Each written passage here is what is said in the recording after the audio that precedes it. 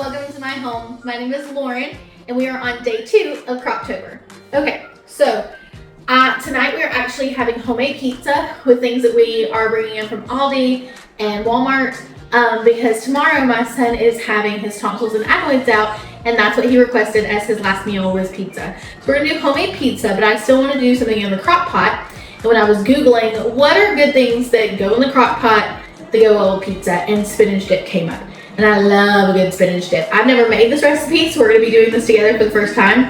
And I was gonna put artichoke hearts in it, but I went to Aldi today to get the spinach and get some other stuff, and I got so excited about their snacks that I forgot my artichoke hearts. So we're just doing spinach dip tonight. So first of all, I have a 10-ounce bag of fresh spinach. You could put this in as is, but I am gonna do a quick rough chop on it. My counter is clean, so my hands are clean. So this is gonna cook down, of course. You could use frozen spinach. The reason that I don't like frozen spinach is I can never get all the liquid out like you need to make frozen spinach work. So I'm just gonna chop this really quickly, and this is gonna go in the bottom of my crock pot. All right. Let's see. Let's see if we can do this without making a huge mess.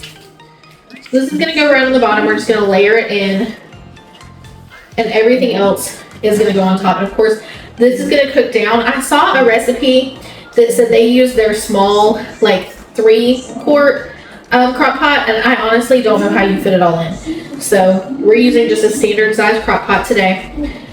Okay, on top of that, I'm gonna be putting in 1 block of cream cheese. I'm gonna chop it up as well. I didn't soften this. This is directly out of my fridge.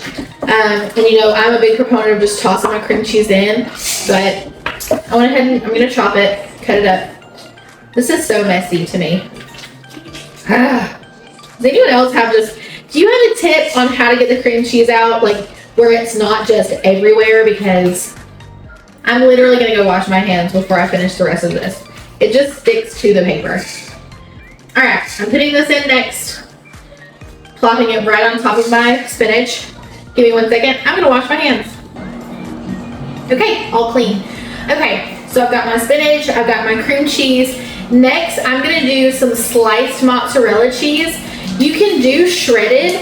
I found this today at Aldi and I wanted to use it. They also had like the round ball kind of mozzarella cheese. I'm hoping this melts better than shredded cheese.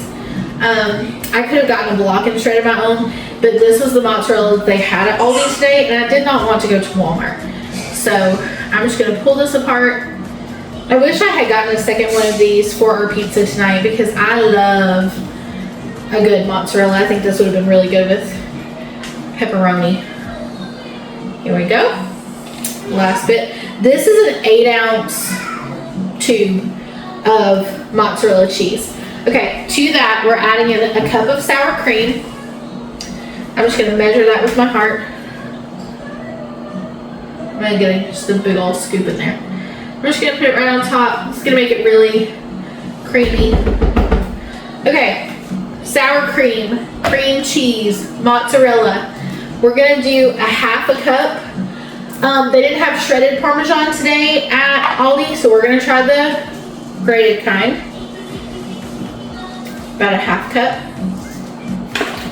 All right, so that's all of our cheeses and everything else. I would have added my artichoke hearts in after I added my spinach if I had them. To this, to season it, I've got my garlic. I'm gonna do a big old scoop of that. I love garlic. We're going in with that. There we go. And then salt and pepper. And that's gonna be everything.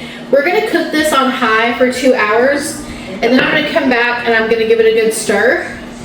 And it should probably go on for 1 more hour after that. We're gonna see. Let me show you what it looks like.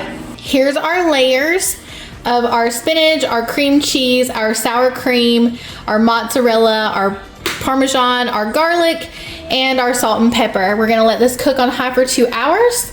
And then we're gonna stir it up. I'll show you what it looks like. What would you guys cook in your crock pot to go along with some pizza? Let me know in the comments. Our one stir. Oh my God, it smells so good.